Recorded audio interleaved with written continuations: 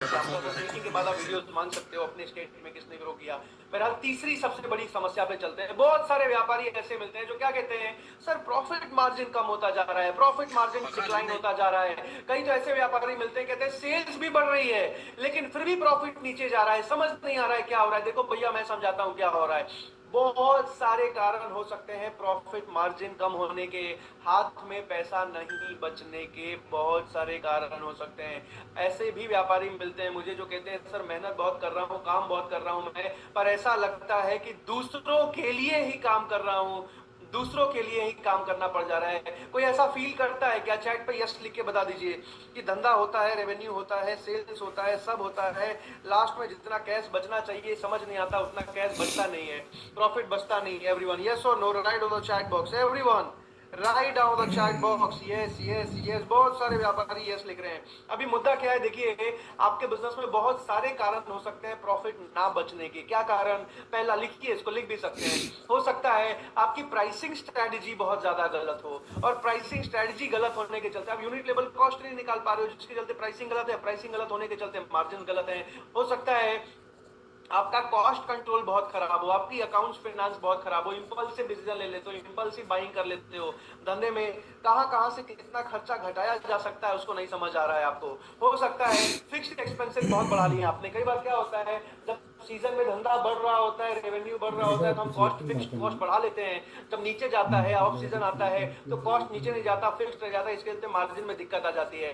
तो अभी फिक्स्ड की जगह वेरिएबल कैसे बढ़ा सकते हैं, इसको बहुत डिटेल में हम सिखाते हैं, जिसके चलते आपका खर्चा घटता है। अभी और क्या कारण हो सकता है? हो सकता है आपको मजबूरी में डिस्काउंट में बेचना पड़ जा रहा है, ब्रांड नहीं बिल्ड कर पाए इसलिए डिस्काउंट में बेचना पड़ जा रहा है, कस्टमर में वैल्यू क्रिएट नहीं कर पाए इसलिए आज डिस्काउंट में बेचना पड़ जा रहा है। हो सकता है कंपटीशन बहुत बढ़ गया है, कॉम्पिटिटिव एडवांटेज नहीं ले पाए इसके चलते डिस्काउंट में बेचना पड़ जा रहा है। There can be various reasons. देखो डिस्काउंट स्ट्रेटजिक हो तो दिक्कत नहीं है, कभी कभार तो हम भी देते हैं, मजबूरी में दिया गया डिस्काउंट दिक्कत है। अभी आगे समझिए, हो सकता है पीछे सप्लायर वेंडर से नेगोशिएशन नहीं कर पा रहे हो, सही दाम पे माल नहीं ले पा रहे हो, that can also be one of the reason जिसके चलते आप मार्जिन ज्यादा नहीं बचा पा रहे हो सकता है आप ऑपरेशनल एफिशिएंसी नहीं बिल्ड कर पा रहे हो, टेक का लेवरेज नहीं ले पा रहे हो, जिसके चलते मैनुअल काम बहुत ज्यादा है, एफिशिएंसी बहुत कम है, जिसके चलते भी मार्जिन की दिक्कत हो सकती है।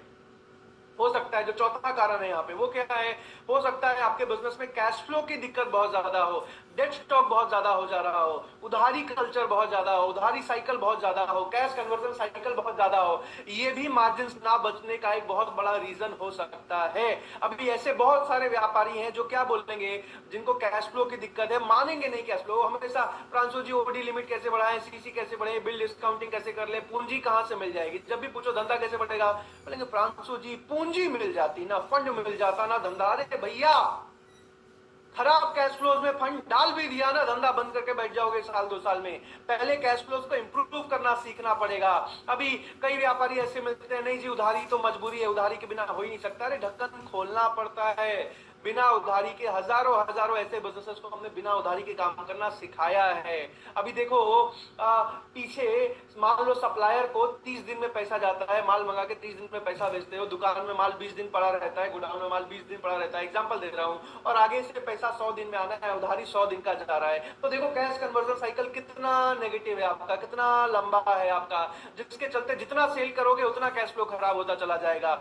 अभी इसको ठीक कैसे करते हैं, पीछे सप्लायर से नेगोशिएट कैसे करते हैं कि 35 दिन 40 दिन 50 दिन में पैसा दूंगा भाई। अभी गोडाउन में कौन सा सामान कितने दिन का रखना चाहिए, ओवर स्टॉकिंग तो नहीं कर ले रहे हो, अंडर स्टॉकिंग तो नहीं कर ले रहे हो, दोनों नुकसानदायक है। Fast moving good, slow moving good, not moving good क्या होता है, कौन सा सामान ज्यादा रखना है, कौन सा बिल्कुल नहीं रखना है, कौन सा कम रखना है। अभी डेड स्टॉक फंस गया, सीजन के टाइम में माल उठा लिया था, बेच नहीं पाए, माल पड़ा रह गया, वो माल नहीं है भैया, पैसा फंसा हुआ है आपका, उसको निकालना सीखना पड़ेगा समय समय पे। अभी वो समझ लो कि अगर मान लो 1 करोड़ का माल फंसा हुआ है, साल में 12 बार बेचते हो, तो यानी कि 1 करोड़ नहीं 12 करोड़ फंसा हुआ है आपका। समझ आ रहा है सबको? एवरीवन आसान भाषा में समझा पा रहा हूँ everyone? Okay thank you so much. अभी अगला समझो, अभी ऐसा बिजनेस मॉडल कैसे बनाएं कि बिना उधारी के धंधा हो सकेगा, कैसे करते हैं, कैसे प्रिपेयर करते हैं। अभी चलो मान लिया ऐसे बिजनेस में हो जहां थोड़ा बहुत उधारी देना ही पड़ जाएगा, तो 100 दिन की उधारी को 90 दिन पे, 80 दिन पे, 70 दिन पे, 60 दिन पे उधारी किस तरीके से लेके आते हैं, इन सारी चीजों पे हम आपके साथ बैठ के काम करते हैं। अभी कई लोग क्या है, कलेक्शन भी खुद ही करते हैं। अरे गुप्ता जी पेमेंट फंस गया था, क्लियर करवा देते। अरे गुप्ता सॉरी गुप्ता जी माल भेजे हुए 2 महीने हो गए, थोड़ा पेमेंट क्लियर करवा देते। अरे गुप्ता जी थोड़ा पैसा भेज देते। अरे भैया खुद ही बैठ के पैसा मांगते फिरोगे, धंधा कब बड़ा करोगे? कलेक्शन टीम कैसे बनाते हैं, कलेक्शन का सिस्टम कैसे बनाते हैं, कलेक्शन का प्रोसेस कैसे बनाते हैं, कलेक्शन की ट्रैकिंग कैसे करते हैं। अभी उधारी किसको देना है, किसको नहीं देना है, किसको कभी नहीं देना है, किसको बार बार देना है, किसको हर बार खुद ही बुला के देना है, ऐसा क्रेडिट एनालिसिस सिस्टम कैसे बनाते हैं। हर जगह से ऐसा कैश फ्लो इंप्रूव करते हैं ना आपका, कि धंधे के अंदर से पैसा निकल के दिखने लग जाता है। आप सोचते हो ये क्या जादू हो गया। अभी ऐसे नहीं लीडरशिप फनल, ऐसा नहीं कोई मोटिवेशनल सेमिनार नहीं है लीडरशिप फनल। अभी समझाऊंगा क्या होता है। अभी समझो 5वीं के बड़ी समस्या समझाने से पहले एक छोटा सा वीडियो दिखा रहा हूं, फिर चलेंगे 5वीं सबसे बड़ी प्रॉब्लम पे जो आज इंडियन एंटरप्रेन्योर फेस कर। आज की वीडियो में हम ये कोविड के पहले इनको देखा करता था और उस टाइम पे शायद हमारा टर्नओवर 10-12 करोड़ का था और फिर धीरे धीरे बढ़ता गया, 28 करोड़ हुआ, फिर 42 करोड़ हुआ, लास्ट ईयर 56 करोड़ था और ये साल हम कम से कम 80 करोड़ का हम क्लोज करेंगे। हमारा बड़ा सौभाग्य है कि हम जिस आदमी को, जो हमारा आइडियल है, हम जिसको देख के कुछ बड़ा करने की कोशिश करते आए हैं और हमेशा इनके वीडियो या हमारी जो कॉन्फ्रेंसेस होती हैं, हम फॉरेन ट्रिप भी कराते हैं, हमारा पार्कर महोत्सव भी होता है, सारी चीज़ें हम करते हैं और वो उसमें सारी हम जो कॉपी करते थे वो विवेक सर को ही करते थे। विवेक सर मेरे आदर्श रहे हैं, मैं इनको 5 साल से फॉलो कर रहा हूँ और आज सर ने हमारा हाथ पकड़ा है और आज हम सर के साथ में खड़े हैं, ये हमारे लिए बहुत बड़ी बात है। बहुत अच्छा वॉल्यूम का लोन डिसबर्समेंट है और इनके नेट मार्जिन भी फाइनली लोन डिसबर्समेंट में कम होते हैं, but I think now he is crossing 80 crore और उम्मीद करते हैं कि अगले 2 साल में हम 500 करोड़ पार करेंगे विद नेट मार्जिन फाइनली, और जिसको हम लोग लिस्ट करने जाएंगे। उम्मीद करता हूँ कि ये और हार्ड वर्क करेंगे, मेहनत करेंगे, आगे बढ़ेंगे। आज now we have become shareholders, from now onwards we are partners to drive this. तो इस कंपनी को पूरे जोर शोर के साथ आगे लेके जाएंगे। तो आपको बहुत बहुत बधाई। सबसे बड़ी प्रॉब्लम पता है आपको क्या है? ऑलमोस्ट सारे के सारे एमएसएमई बिजनेस ओनर 100 के 100 मैं बता रहा हूँ, वो इसमें बहुत अच्छा नहीं कर पाते, इससे परेशान रहते हैं। इसको अगर सॉल्व कर गए तो तेजी से ग्रोथ हो जाती है, तेजी से मार्जिन बढ़ जाता है, तेजी से सेल्स बढ़ जाती है, तेजी से डिस्काउंट कम हो जाता है, उधार कम हो जाता है, नेगोशिएशन आसान हो जाती है। लेकिन इस पर समय नहीं लगा पाते, इसको समझ नहीं पाते कि क्या होता है। वो क्या प्रॉब्लम है? बहुत सारे व्यापारी आते हैं, सर ब्रांड नहीं बिल्ड हो पा रहा है, एक बढ़िया ब्रांड कैसे बिल्ड करते हैं, ब्रांड की पोजिशनिंग कैसे बनाते हैं सर, एक ब्रांड कैसे बनाए सर, बढ़िया ब्रांड के lots of business owner. Sir brand का रिकॉल ही नहीं है मार्केट में, ब्रांड का नाम ही नहीं है मार्केट में। सर क्वालिटी तो बहुत अच्छी देते हैं, इतनी अच्छी क्वालिटी, लेकिन फिर भी जो है लोग सस्ता खरीदने जाते हैं, लोगों को सस्ते वाला ही पा रहे। भैया ब्रांड नहीं बिल्ड कर पा रहे हो, खाली ऐड चला देना, प्रमोशन कर देना, प्रचार कर देना, ब्रांड बिल्डिंग नहीं होता है। कस्टमर पहली बार आपके बारे में जानने से लेके, अवेयरनेस से लेके, कस्टमर को लॉयल कस्टमर को वकील बनाने से, एडवोकेट बनाने से लेके, इस पूरे जर्नी के हर एक टच पॉइंट पे ब्रांड बिल्डिंग एक्सरसाइज करना पड़ता है। स्टेप बाय स्टेप ऐसा एक्सपीरियंस देना होता है कि ब्रांड बिल्ड हो पाए।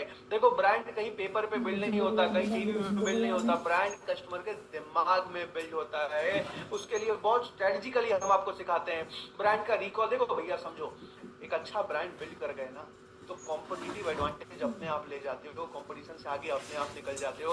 अच्छा ब्रांड स्टैब्लिश कर गए ना तो डिस्काउंट में माल नहीं बेचना पड़ता है, कस्टमर एमआरपी पे माल लेके जाता है, डिस्ट्रीब्यूटर एमआरपी पे माल लेके जाता है। एक अच्छा ब्रांड स्टैब्लिश कर गए ना तो क्या होता है, उधारी का धंधा नहीं करना पड़ता। अच्छा ब्रांड स्टैब्लिश कर गए तो सप्लायर वेंडर से नेगोशिएशन आसान हो जाता है, माल कम दाम पे ले पाते हो, लंबे साइकिल के लिए ले पाते हो, एम्प्लॉइज का रिटेंशन बढ़ जाता है, स्केलेबल बिजनेस बन जाता है। तो brand building is very very very important in your business. इसको शुरू से ध्यान में रखना पड़ता है।